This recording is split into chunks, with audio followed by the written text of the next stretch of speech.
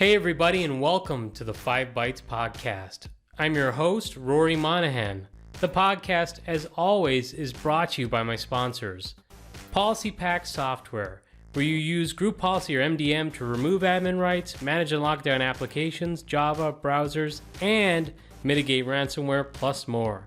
And also by Goliath Technologies, who help IT pros be proactive and anticipate, troubleshoot, and prevent end-user experience issues, regardless of where IT workloads or users are located. And of course, also by Liquidware, the platform-agnostic workspace solutions provider. If you enjoy the show each week, you have them to thank. And now for some news. Late this week, it was announced that TA Associates, a U.S. investment firm, have acquired IGEL, or IGEL. Jed Aries, the IGEL CEO, said the TA Associates deal is providing the financial and management muscle for IGEL to take its rightful place as the secure Edge OS standard. TA have some other interesting previous investments, including AVG Technologies and Confluence. In the announcement article, CRN.com go through some case studies and push hard on the COVID-19 work from home shift as a boon for the company. Throughout, they use the term Edge OS too, so they're kind of pushing that narrative of being on the edge, supporting remote endpoints, and that sort of thing. IGEL has been third in the market for thin clients, but have, in my opinion, been the one in the market space with the greatest momentum. As a customer, I also find their management much easier and slicker than their competitors. I hope this is a positive for the company and the investment company allow them to operate as they were before, but with a larger budget. A silent partner type situation, if you will. Congratulations to everyone at IGEL. This is thoroughly deserved. PC World had a pretty interesting report this week on claims made by Intel. They said its testing shows that an 11th generation Core i7-1185G7 processor can match or greatly exceed the M1's performance in a MacBook Pro in both native and non-native applications. In battery life, they say it's pretty much a wash. They say the MacBook Pro wouldn't pass muster to be certified as an Evo laptop. They say the M1 just won't run a lot of software, and that the new MacBooks have a range of compatibility issues from multiple monitor to game controllers, as well as many documented software plugin problems. The article seems to have a pop at Apple fanboys getting up in arms about the results, which Intel claimed to have receipts to prove their claims. I don't consider myself an Apple fanboy, but I feel like some of the data being displayed in the report that was created by Intel is pretty selective. But you know what? That is something every vendor does anyway.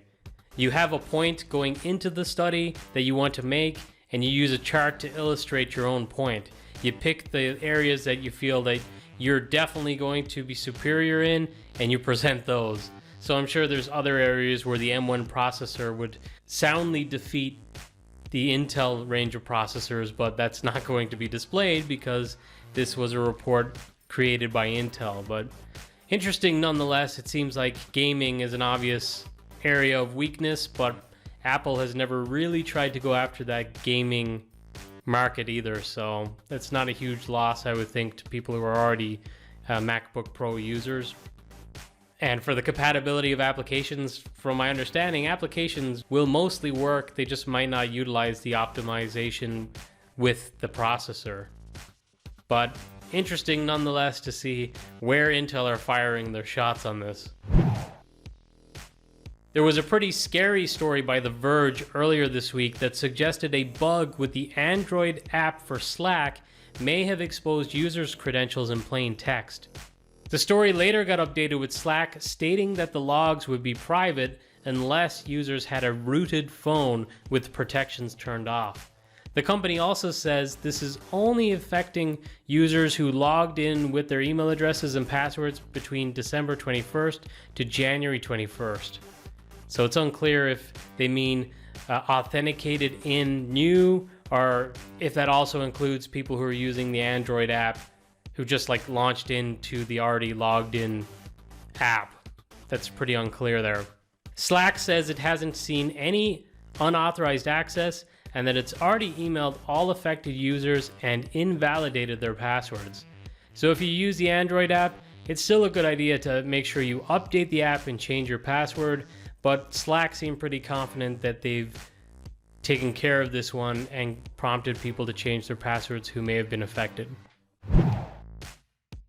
In a post about the recent patches for Windows, today Microsoft released a set of fixes affecting Windows TCP IP implementation that include two critical remote code execution vulnerabilities, CVE-2021-24074 and also -24094, and also an important denial of service vulnerability, which is 24086.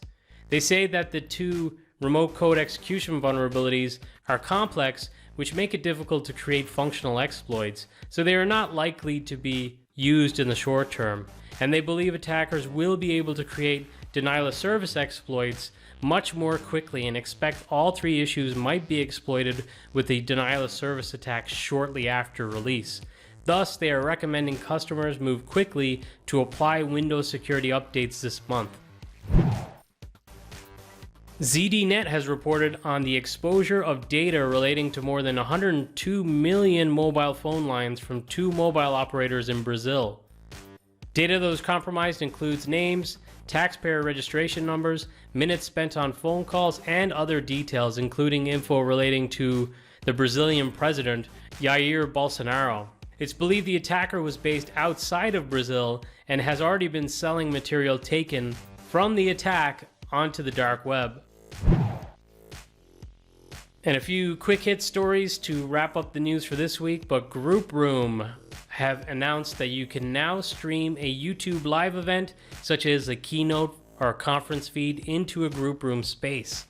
This would allow teams and or breakout groups to see and discuss these events casually in a spatially aware environment.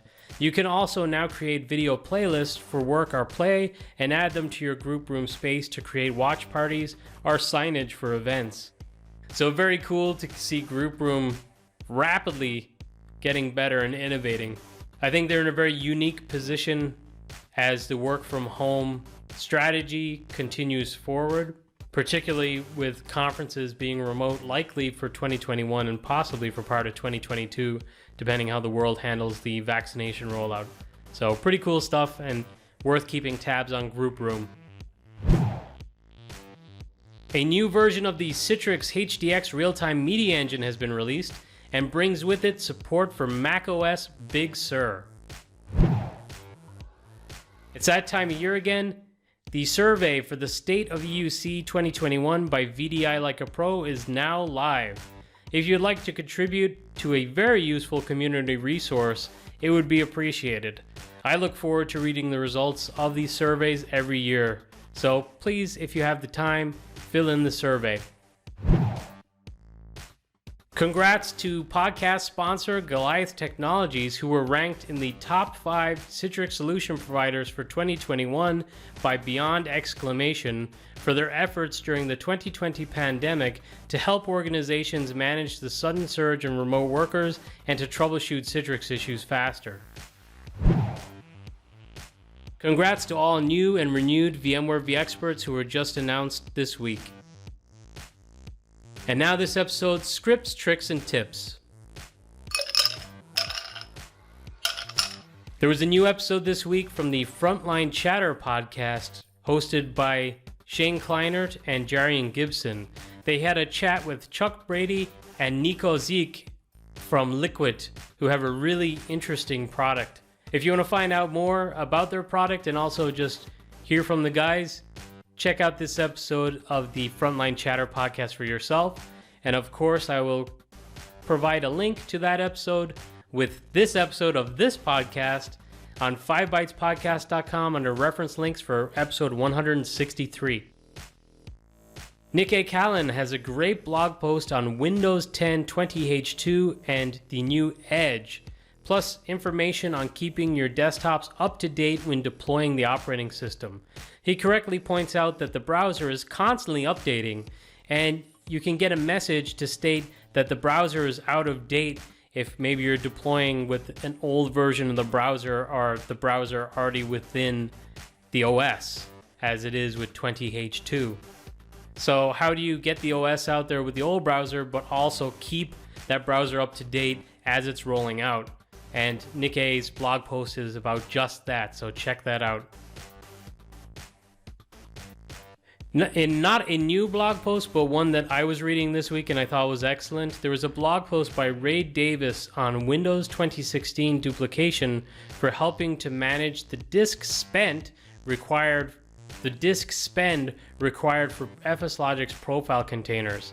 It was a pretty comprehensive article. It's not just talking about the shrink disk script. It's talking about some of your approaches and how to handle restrictions and applications and more things for keeping your FSLogic's profile containers in check.